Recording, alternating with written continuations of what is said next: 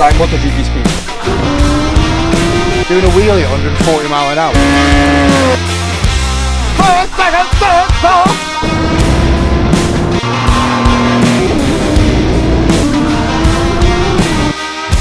That is so fast, isn't it? Well, we got her back to the workshop in one piece. Latest project. God, if you notice, if I had a new heart, I need to supercharge my heart. Knackered every time I move. So, what do you reckon, guys and girls? Do you reckon we can supercharge this baby? So we've done the soft tail wide tyre, so the breakout and fat bob. We've done the touring, so that's a whole range of touring bikes apart from those with the leg shields. So now this is the narrow tyre, lightest, slimmest Harley M8 bike they do, and we're going to make it a little bit lighter with a racy exhaust, a little bit heavier with a supercharger, and we're going to double the power. See how she goes. So watch this space. Doubling the power will only be the start. We'll go much further than that with this one. Lovely looking bike. I love this. I think it's great. And Reading Harley Davidson did us a great deal. Lovely guys to work with. You need to go and get Harleys from them if you're in this country. And have fun with Harley Davidson. Yeah. Bit of polish. I thought it was scratched. It's polish. Yeah. So this has got the gearbox linkage coming through the case. So we're going to have to make this foot peg hanger will come out a little bit further. The gear lever will come out a little bit further. But apart from that, it'll all remain the same. Yeah. See if we can squeeze the supercharger in here. But first of all, we've got to finish the work we've got in-house. Got to keep our customers happy. She certainly feels like about 80 kilos lighter than the touring model. What a sewing machine, eh?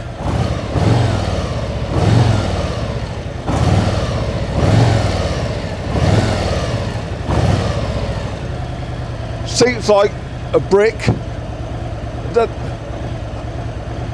I don't think there's any foam in the seat. I think it's just a rock.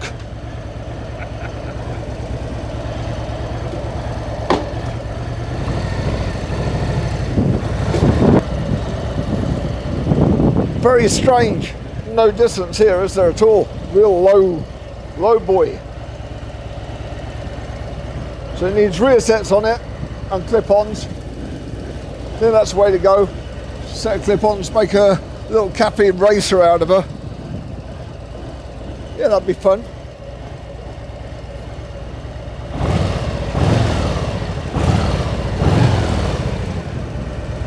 Got a nice pipe on it.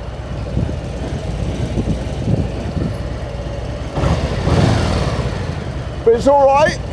First of all, we've got to get our customers' work done. So where are we today? Got Nigel's rocket in.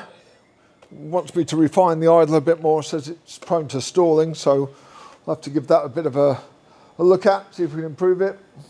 Fortunately, I haven't touched the Nikon yet, just haven't got the manpower. I think we're about 2 weeks away before we can start that. The French Jigsaw is finished, just waiting for the customer to come in and take it back and pay me. Payment would be good. This chappie's bought this. This was supercharged by us some years ago now. Still running well, but he says that it's prone to stalling. Could I have a look at it? So I'll do my best to give it a bit of an improvement. Obviously it wasn't so bad, otherwise it would have been back before 6 years ago or whatever. So yeah, maybe there's a little bit of adjustment required. So that's got to be done. Beaking, we're well underway with the beaking. We wanted to put a 19-tooth sprocket on, but with our further inboard slave cylinder for the clutch, we couldn't get it in, which is very strange because we got it in on my Hayabusa, on my Gen 3 Hayabusa. It was no problem to fit a 19-tooth, but on this we can't fit it, so we're going to have to come down on a 3-teeth on the back to try and gear him up, make the power sensibly distributed through the gears. No intercooler on the beaking. There's nowhere to put get an air source to cool the intercooler, so if we put an intercooler in here it'd be a waste of time because there's no air gets to it anyway. So instead we put a really big plenum chamber in. This has the effect of cooling the air a little bit when it comes in and expands. As the air expands it cools to some extent. It'll not be as good as an intercooled bike, but with the type of bike it is, running 300 horsepower, it will still have lots of fun and it will drive so nicely. So that's well underway. Hopefully get that finished by the back end of next week. But before we do that, we've got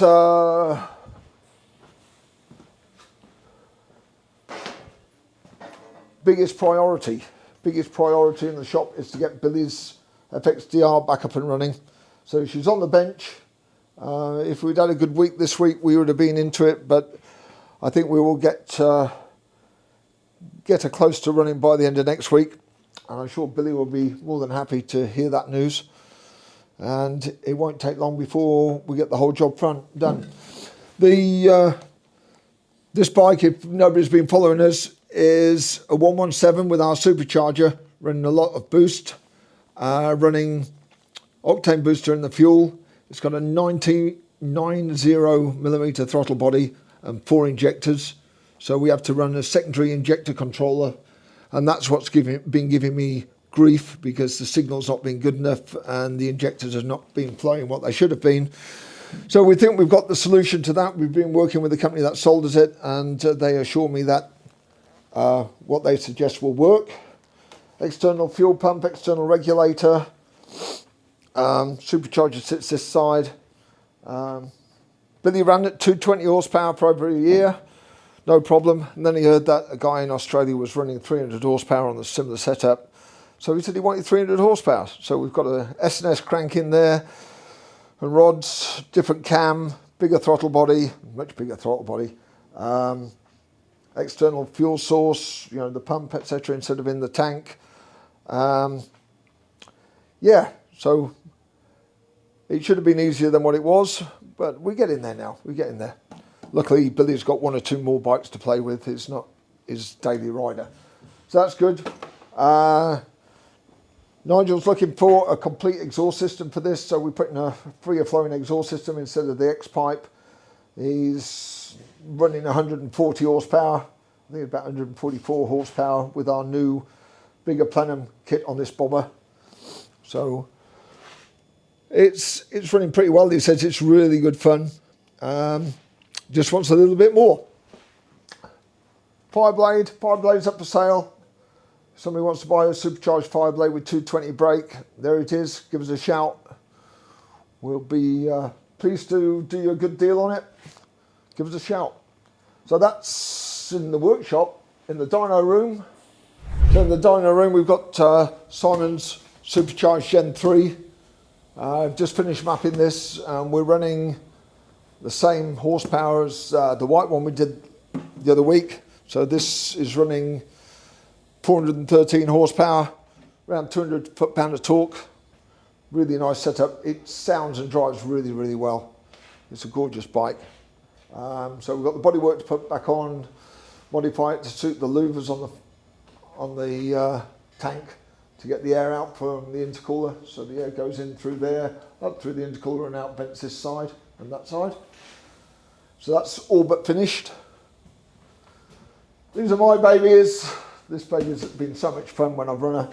run 10.6 at 128 with our low boost touring kit. Supercharger works really well.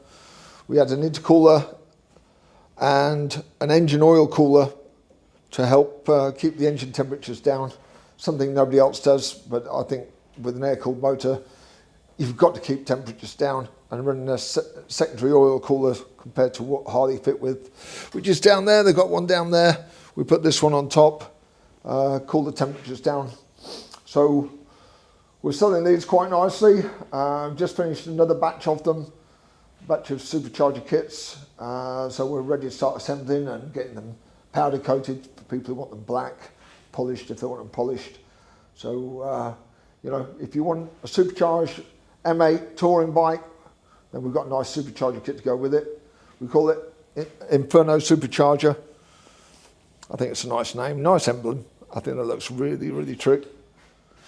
The whole bike looks great. The plenum chain with the fins on it, all matching the barrels of the engine. It looks factory, and I'm really pleased with that kit. It's a great kit. Bill's quad, his rage buggy, giving me lots of headaches. He's got play in his throttle position sensor, so you give it up to quarter throttle and it doesn't tell the ECU that it's actually moved. It was okay when it was normally aspirated, but now with it supercharged, we've got to get that control. So you can't buy a throttle position sensor. You've got to buy a whole set of throttle bodies for 2,200 quid. So we're looking at seeing if we can find a good second-hand set of throttle bodies without the play in the TPS sensor. And then in addition to that, the power commander is dropping in and out. So I make fuel adjustment, and as the revs rise, the fuel adjustment is there, and then it goes back to zero, and then it goes back to the figure I put in, and it's flicking from one to the other every couple of seconds, which is no good to man the beast. So trying to get hold of Dyno, but they're short on manpower at the moment. So I've tried ringing today and nobody's answering the phone. Rang them Tuesday, they said they would ring back. It's now Friday. So they must be under pressure because they're great guys, and they normally help me out of these problems quite nicely. So if we can't get anywhere today, we'll have to give them another go tomorrow, Monday. So it'd be very nice to get that done. It's such a small amount of effort now to get that finished. It'd be really nice to get it finished. Yeah, so we're going places, we're getting stuff done. We're selling a lot of Supercharger kits. We had a mad run on RS4 Supercharger kits. I think there's 5 on order at the moment. So lead times have stretched up to 8 weeks on that now. Can't help it, guys. We're a small company doing the best we can. So every time we get a Gen 3 booster that's to be supercharged, we like to see if we can improve. Our goal is to get the best every time. And so we've gone away from the Gen 2 cams now, back to the Gen 3, but dialed into different lobe centers. And we've got really good mid-range and top end that betters the Gen 2. Not by a lot, we're talking small amounts all the time. And the last Gen 3 we did, we put the inlet and exhaust lobe centers at 106, 108 on the inlet, lobes at 108 degrees after top dead center for peak lift on the inlet, 106 degrees before top dead center on the exhaust. This one, we've swung them around a lot more, and we're now running 112 degrees lobe center on both. And lo and behold, the horsepower difference is negligible. They're both making the same peak horsepower within a couple of brake. They're both making the same amount of torque within a couple of brake. There's a little bit of a dip and a weave. That's a little bit different, you can see here. So 112 lobe centers, we lost a little bit here. That's about 5,000 revs, 6,000 revs. And then we gained a bit up here. And we've lost a fraction at the top end. Bear in mind that this is on a different day. Dates were pretty similar, I must admit, and barometer was not far away. But to all intents and purposes, same boost, same horsepower, same torque, plus or minus a couple of percent. It just shows you that there's probably somewhere there's something a lot more to be gained It could be that the throttle bodies are too small and we need to go much bigger on throttle bodies. After all, the H2 Kawasaki is 52mm throttle bodies and we're running, I think the Gen 3 is only 44 throttle body. So that's a big difference. So there may be some mileage in, if you wanted the ultimate, going for some much bigger throttle bodies. But we're at a point now, 400 horsepower, where we've got good reliability, more than enough for standard wheelbase. The electronics of the Gen 3 really look after you well, but you can't put the maximum amount of power down in the lower gears, not until you get third and fourth gear can you put all the power down. But Suzuki's EMU looks after things really, really well, so you can ride it fast and enjoy the ride. I mean, I'm running with it and running, these bikes are running 400 brake miles. Super Booster was only running 370. The one in the States is running just on 400 on a Superflow dyno. This is a different dyno to mine. I think that's more than enough for the road. If you're going to stretch it 4 or 5 inches and you've got no traction issues, then for sure we could then build a race motor and put more power through. But as she is, it's a terrific package. I think ideal for the guy who wants something extra special for the road, and it's just so drivable you don't need to use the power. So anybody who's ridden these knows how good they are to ride and only raves about it. All the journalists rave about how drivable it is and how much faster it is than an H2, which we're still to prove. Anybody out there with an H2R in this country who wants to pitch it against a Super Booster, we're waiting for you. So come on boys, let's be having you.